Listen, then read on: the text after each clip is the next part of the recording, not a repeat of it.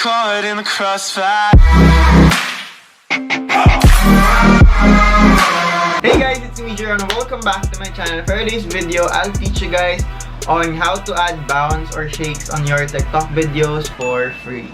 If napanood nyo na, nagawa ko na actually itong video na to last time. Pero ang ginamit kong application is Video Star. And at the same time, yung feature na ginamit ko is paid. So, bukod sa pang iOS lang siya, may bayad rin po yung Video Star. But today, iibahin natin kasi ngayon, ituturo ko naman sa inyo kung paano nyo... Ariyan, sakit! Meron ka konti naman sakit.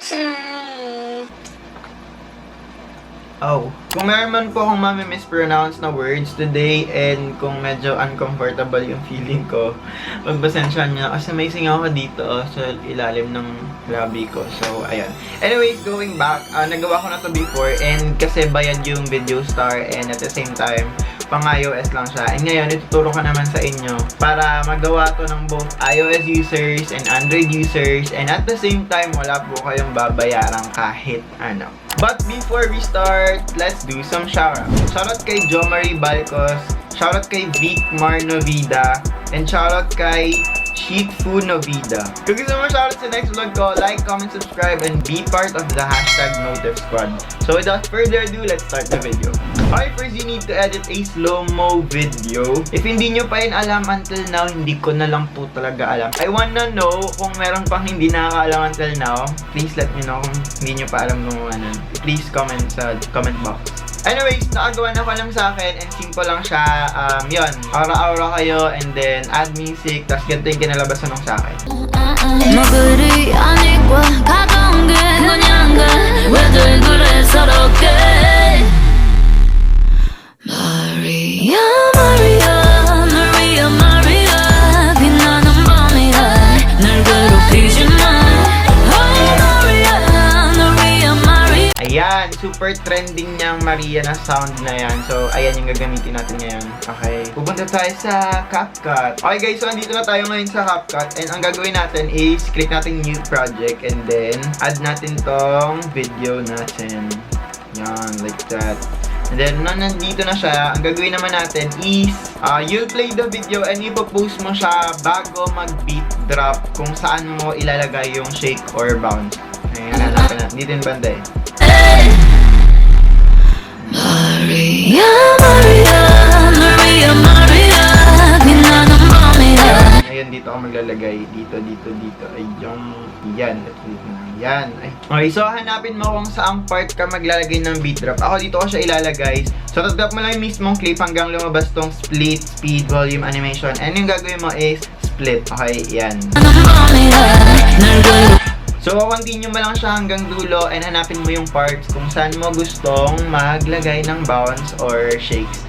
So, ako hanapin ko lang yung ibang part. Ayan, ito. Dito ako mag-ano. Kada pose ko. So, split. Tapos, next position na naman. Tapos, i-split ulit natin siya. Yan, tap. And then, split. Yan. So, okay na. So, akin ang gagawin ko lang, isa, dalawa, tatlong bounces lang siya. So, I suggest guys, gagawa kayo ng bounce sa parts na bago mag-beat drop. Kasi kapag after the beat drop, medyo tayo-tayo na yung ano. Basta laging before the beat drop, kahit sa editing softwares kayo pumunta or kahit like sa mga professional na nag-edit, usually they add transitions bago mag-beat drop. Basta yun, hindi ko... Pangit ko explain. Ang ginawa ko is 1, 2, 3 na bounces lang. So, ayun lang ilalagay natin ngayong araw na to. And once you're done with that or like cutting the parts kung saan nyo gusto mag-bounce, itatap nyo naman yung kada video. So, ayan. Nakikita nyo ba? Meron siyang white, clip, and then white. Ibig sabihin, yun lang yung na-select nyo. Kunyari, tap naman natin yung kabila. Ayan. So, ayun naman yung matatap. Tapos ito naman yung matatap. Gets nyo ba? So, ang gagawin naman natin, tatap natin yung unang clip. And then, punta tayo sa animation. And then, in yung ilalagay natin. Kasi yung in nasa unahan, yung out nasa dulo. And then, yung isa naman which is, ano yun? Ano mag-isa? Combo, para siyang 3D. So, hindi natin yung gagamitin. Ang gagamitin lang natin to add bounce or shakes is yung in lang. So, ayan. Hanapin natin. Kayo na bahala kung anong gusto nyong, ayan, pumili na lang kayo dyan. Wait. Ito. Wait, hanap tayo ng medyo ayan, shake, ayan. Shake 3 na lang siguro. Wait lang. Nahirapan ako mamili. Parang shake 1, shake 2, shake 2 na lang. Para hindi masyadong, ano. Ayan, basta guys, i-explore nyo lang yung mismong app. Both Android and iOS naman pwede to. Basta hanapin nyo lang kung anong shake yung favorite nyo. And I suggest, gagamitin nyo yung shake sa lahat ng clips is para-pareho. So, kung gagamitin natin dito is shake number 2. Gagamitin natin sa lahat ng clips is shake number 2. Okay? So, ayan. Yung duration, papalitan natin kung hanggang saan. So, ayan. So, ang gagawin natin, 1 second na lang yung duration. Okay, so once you're done, ayan, nakita nyo ba? So, proceed naman tayo sa kabila, which is, maglalagay rin tayo ng shake number 2. Yan. So, ayan, shake number 2 naman dito. Tapos, sa kabila rin is, shake number 2 din. Hanapin natin shake number 2. Ayan. Ayan. Dito medyo, ayan, dapat 1 second. Adjust natin kasi hindi pa rin siya nag-1 second. Ayan. So, once you're done, and then, okay na yan. So, ayan, check nyo lang yon and then, try natin tignan na.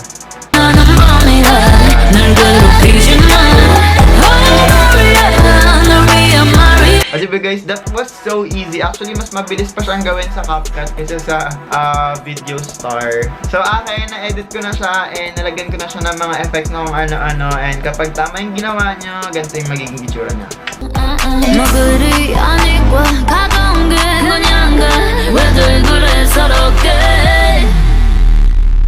Maria, Maria, Maria, Maria, 빛나는 밤이야 날 괴롭히지 마.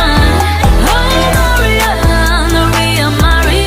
And yun lang guys, I am really so happy na nakadiscover ako ng application para magamit natin both Android and iOS users. At the same time, I'm so happy kasi itong application na to ay napakaganda and napaka-helpful talaga sa ating mga TikTok users and especially sa ating mga sass words and slow-mo creators. And yan, it's really so fun na mag-step outside ng ng comfort zone ko. Kasi diba ang comfort na editor ko is ano talaga, Video Star. Sobrang dali na talaga niya para sa akin. Pero knowing this CapCut application, sobrang nagulantang ang aking buong pagkatao. Kasi madali lang pala talaga siya gamitin. And ngayon, I'll try to use this more often and sa mga future videos ko, ito na rin yung gagamitin ko para mas may matutunan ako and lahat ng matututunan ko, isi-share ko pa rin sa inyo siya. I-share ko pa rin sa inyo syempre kasi ito naman yung purpose nung channel na to, which is to share and to help you guys na mapaganda yung mga videos nyo on your TikTok. And I can't wait to see your videos guys. So kung magpo-post kayo, gamitin nyo yung hashtag Jiro's Army and hashtag JiroReacts1 kasi I'll be reacting to your videos soon kasi sobrang uso na talaga yung flex sa TikTok, diba? Pero tayo, gagawin natin siya sa channel na to.